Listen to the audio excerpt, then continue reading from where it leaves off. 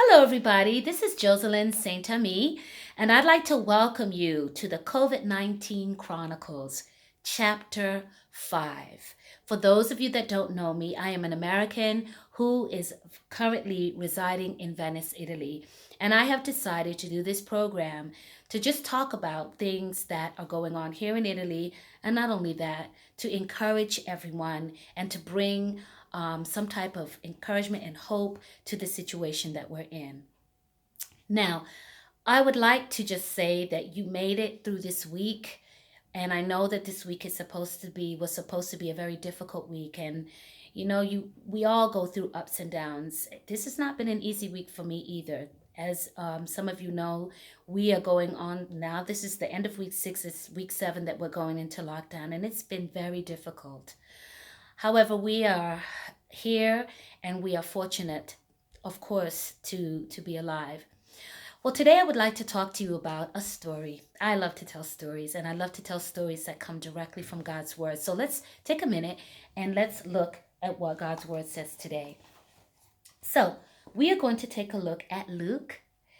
This story or this text is from Luke 10, verses 28. The actual story is from Luke 10:25 through 37, and you can actually take some time to look at it and read it. It's excellent. I think you will enjoy it. And it's the story of the parable of the Good Samaritan. But I'm going to read verse 28. And it says, and he answered, actually, this is verse 27. And he answered, "You shall love the Lord your God with all your heart, and with all your soul, and with all your strength, and with all your mind, and your neighbor as yourself." Now, the story of the Good Samaritan, there was a man that was on a journey, and unfortunately, on his way home, he was beaten and robbed and left for dead.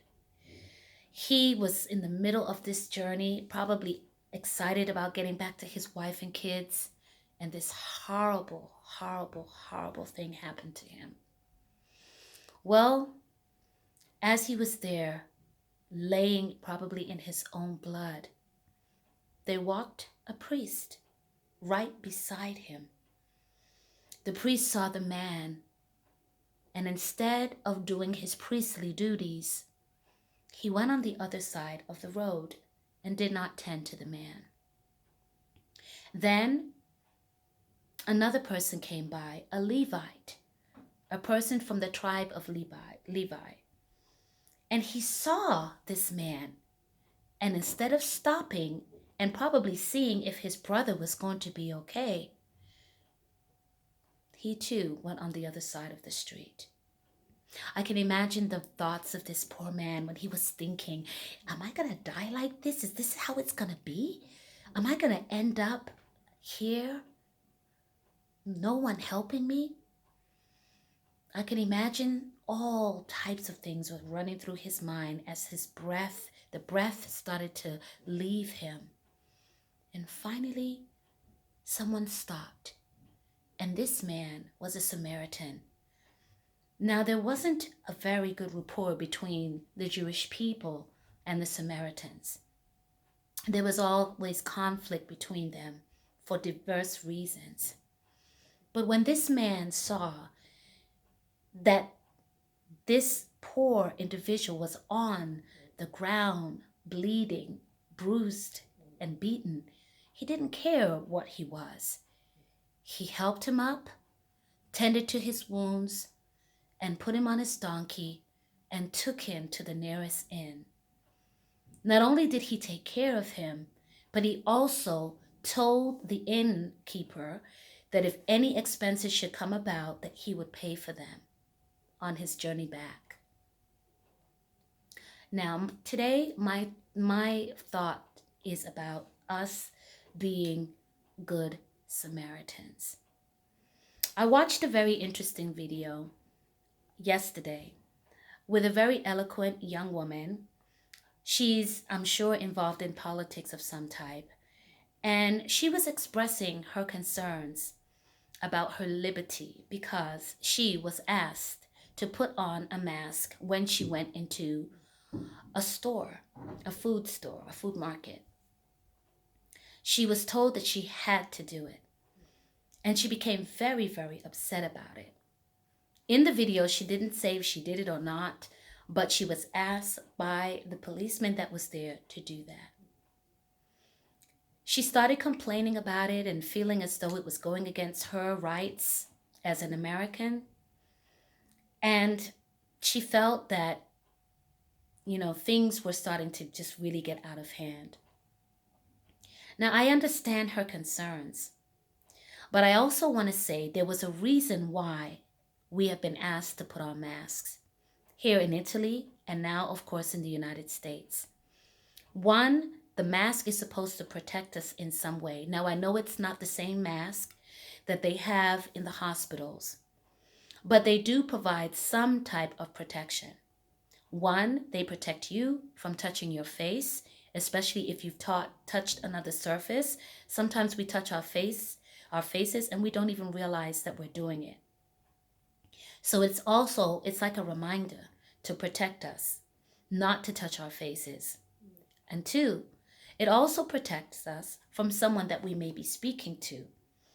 Sometimes we talk to each other and droplets of spit or some kind of something comes out of someone's mouth or nose, and it can go right onto our faces. And that's another reason why we wear the masks.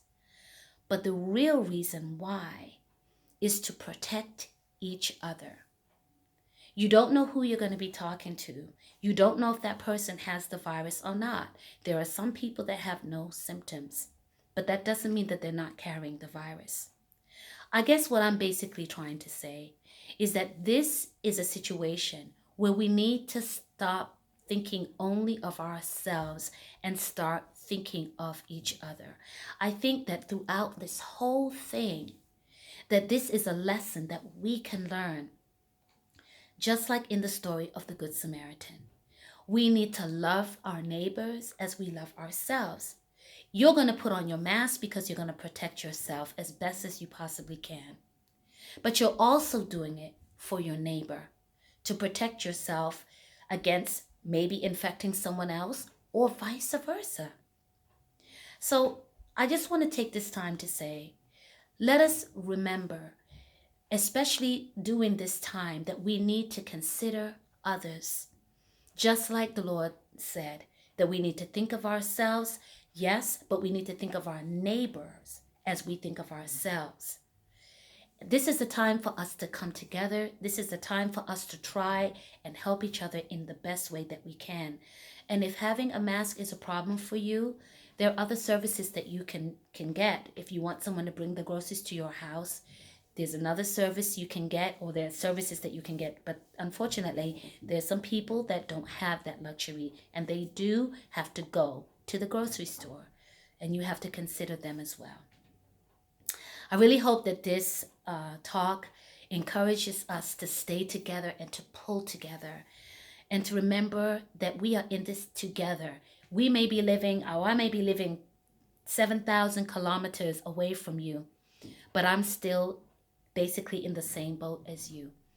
And we need to not just think about our own needs, but we need to consider the needs of those around us. There is a part that we all can play. Not all of us can be on the front line, but we can be kind to one another and considerate of one another. And by putting on your mask, that's what you're doing. Thank you so much for spending some time with me, and I hope that you have a great weekend. I'll be praying for you, and I'm asking if you can pray for me as well. And there is someone that wants to say hi. And this is Gracie, Amazing Grace.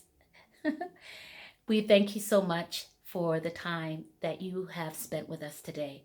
May God bless you in your continuing in this situation. And also, please remember all of those that have lost loved ones as well. Thank you. Take care. Bye-bye.